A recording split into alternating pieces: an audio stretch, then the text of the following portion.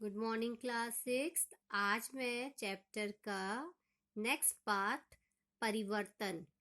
आपने इससे पहले पढ़ा था उत्क्रमित और अउत्क्रमित। इसके अलावा भी क्या हम और तरीके से या हमारे चारों तरफ और अन्य परिवर्तन भी देखने को मिलते हैं, तो कुछ उदाहरणों के साथ समझाया गया है। तो एक उदाहरण ये है कि आपको ये औजार दिख रहे हैं, इन सब लकड़ी के हत्थे पे ये लोहे के औजार लगे। तो कहते हैं जब हम इसे लकड़ी के हत्थे को आयरन पर डालते हैं, लगाते हैं, तो हम इसे थोड़ा सा गर्म कर लेते हैं। तो गर्म करने से क्या होता है, वो अच्छी तरह लकड़ी का हत्था उसमें फंस जाता है।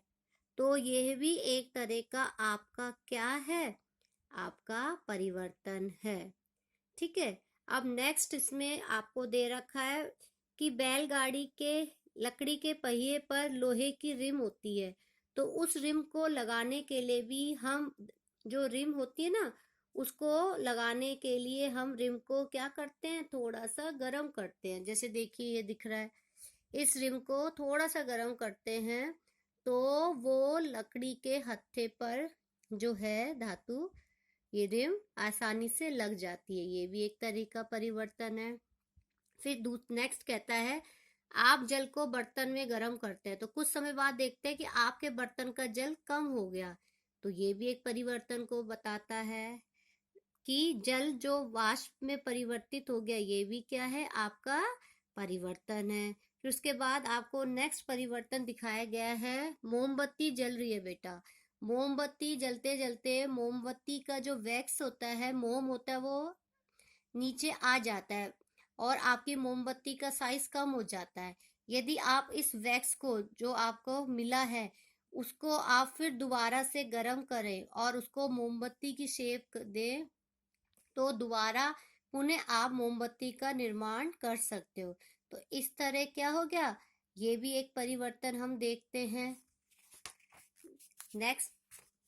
नेक्स्ट कह रहा है बेटा, धूप बत्ती होती है जो आप मंदिरों में यूज करते हैं। आप धूप बत्ती को जलाते हो, जलाने के बाद देखते हो चारों तरफ खुशबू फैलती है और आपको क्या मिलता है, राख मिलती है, राख और गैस। तो ये क्या है, ये भी आपको एक परिवर्तन की ओर संकेत करता है।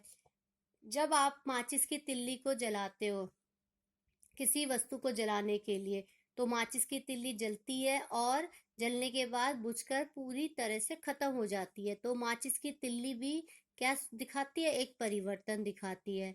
दूसरा, आपने पढ़ा था कि नमक को हम जल में घोलते हैं। आप जल को पीते हो, आपको अलग टेस्ट आता है। जैसे आपने उसमें नमक घोला तो उसका नमकीन टेस्ट हो गया। तो ये भी आपको एक परिवर्तन की तरफ बताता है कि ये भी क्या है, एक परिवर्तन है।